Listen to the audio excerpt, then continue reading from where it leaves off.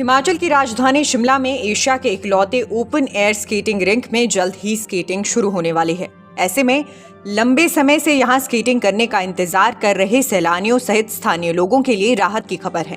हालांकि रिंक में घास व मैदान में गड्ढे पड़ जाने के चलते इसकी सफाई का काम शुरू कर दिया गया है। आइस स्केटिंग क्लब के सचिव पंकज प्रभाकर ने बताया कि पिछले साल 16 दिसंबर को स्केटिंग शुरू कर दी गई थी, लेकिन इस बार थोड़ी जल्दी करने का प्रयास किया जाएगा। लिफ्ट का कार्य चलने की वजह से ग्राउंड की स्थिति बेहतर नहीं है। ऐसे में 30 नवंबर तक ये कार्य पूरा कर लिया जाएगा, जिसके बाद दिसंबर के पहले सप्ताह में ही यहाँ लोग स्केटिंग का लुत्फ उठा सकेंगे। उन्होंने कहा कि आइस स्केटिंग रिंक में पिछले साल जहां 52 सेशन हुए थे, वहीं इस साल भी यहाँ स्केटिंग के सेशन शुरू होना प्रस्तावित हुआ है। बता दें कि साउथ ईस्ट एशिया का पहला semi natural ice skating rink Shimla के लक्कड़ बाजार बस स्टैंड के पास स्थित है। ब्रिटिश काल से अब तक इस रिंक में प्राकृतिक तरीके से ही बर्फ जमाई जाती है।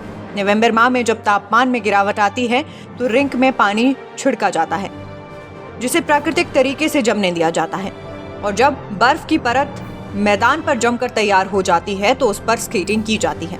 उधर रिंक के संगठन सचिव पंकज प्रभाकर का कहना है कि आइस स्केटिंग रिंक में स्केटिंग के सेशन मौसम पर निर्भर करते हैं। मौसम का साथ रहा तो रिंक की सफाई के बाद यहाँ बर्फ जमाने की प्रक्रिया शुरू कर दी जाएगी। ऐसे में दिसंबर के पहले सप्ताह में स्केटिंग सेशन शुरू होने की संभावना है। शिमला में 1920 में आइस स्केटिंग रिंक की शुरुआत हुई थी।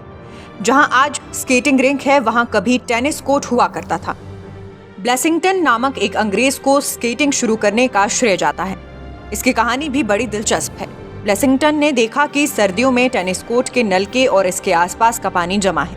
इसको देखते हुए ब्लेसिंगटन ने टेनिस कोर्ट को पानी से भर दिया, जो पूरी तरह से जम गया। इसको देखकर ब्लेसिंगटन की खुशी का ठिकाना ना रहा। उन्होंने इसको 1920 में स्केटिंग रिंक में बदल दिया और आइस स्केटिंग क्लब की स्थापना की। शिमला आइस स्केटिंग क्लब देश का पहला स्केटिंग क्लब था। दक्षिणी पूर्वी एशिया का अपनी तरह का पहला क्लब है जहां इस तरह प्राकृतिक तौर पर बर्फ जमाई जाती है। मेरा नाम पंकज प्रभाकर है। यहाँ पर मैं शिमला आइस स्केटिंग क्लब का ऑर्गेनाइजिंग सेक्रेटरी हूँ। इस बार जैसे लास्ट ईयर हमने आइस स्केटिंग कोई 16 दिसंबर को शुरू की थी, तो इस बार हमें लगता है कि थोड़ा सा इसे जल्दी करने की कोशिश करेंगे। जैसे कि आप देख रहे हो जो ग्राउंड की स्थिति इस टाइम इतनी ज़्यादा अच्छी नहीं है, क्योंकि यहाँ लिफ्ट का कार्य का काम चल रहा है और इसकी वजह से क्या ग्राउंड भी थोड़ा शॉर्ट हो चुका है। तो अभी हम पूरी कोशिश कर रहे हैं कि 1 दिसंबर को ये स्केटिंग शुरू कर दी जाएगी। वैसे तो थोड़ा सा कठिन काम है ये, पर हम अपनी तरफ से तो पूरी कोशिश कर रहे हैं कि जितनी जल्दी हमें यहाँ पे मिट्टी मिल जाए, ताकि इसको लेवलिंग के लिए लेवल हो जाए इस ग्राउंड को, और इसमें हम थोड़ा सा बजरी डाल के जितना जल्दी हो सकता है इसको लेवल करें और ठीक कर दें। पर लगता नहीं है कि ये हो पाएगा फर्स्ट वीक ऑफ दिसंबर तक। तो हम तो अपनी तरफ से पूरी कोशिश करेंगे कि ये प्रतियोगिता होगी।